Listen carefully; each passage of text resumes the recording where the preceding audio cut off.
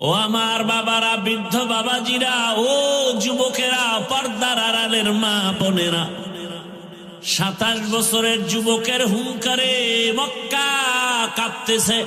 বেঈমানের হৃৎপিণ্ড কম্পন শুরু হয়ে গেল। তোমার কত বছর বয়স? তুমি কি শোনো নাই? আমার রসুলকে সন্ত্রাসী বলে গালি দেয় একদল। তুমি কি শোনো নাই? এ জমিনে কাদিয়ানী নামের আল্লাহর বান্দারা আমার রসুলকে শেষ নবী মানে না। তুমি কি শোনো নাই? আমার নবীর ছবি অঙ্কন করে ব্যঙ্গ করে। তোমার অন্তরে যদি কম্পন হইতো, প্রতিবাদের রাস্তায় নেমে যাইতা আর একা একা তওবা করতা।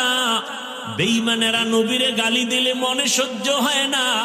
আমি নবীর আশিক হইয়া দাড়ি কেটে রসুলকে কেমনে কষ্ট দেই। ও আমার কলিজার যুবক,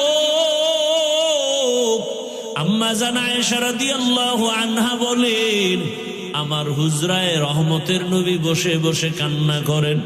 আমি আয়েশা ভয় পেয়ে গেলাম, রহমতের নবী আমার হুজরায় বসে কান্না করেন কেন?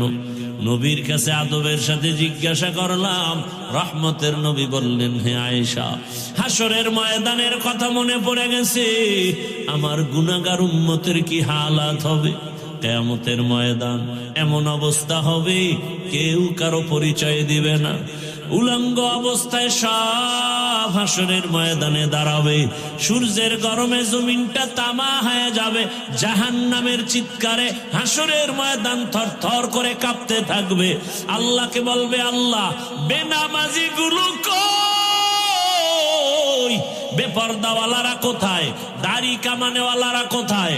গুনাহগারেরা আমার পেটে দেয়, আমি জাহান্নামের পেটে ক্ষুধা। আল্লাহ বলবেন, অপেক্ষা কর, জাহান্নাম বিচারটা করার পরে খানা দিব। মায়ার নবী বলেন, আয়েশা, এমন হালাত হবে হাসরের মাঠে, এমন কঠিন। নবীজি বলেন, লা তাআতা লি মাখলুকিন ফি মাসিয়াতিল খালিক। আল্লাহকে অসন্তুষ্ট করে পৃথিবীর অন্য কারো হুকুম মানা যাবে না।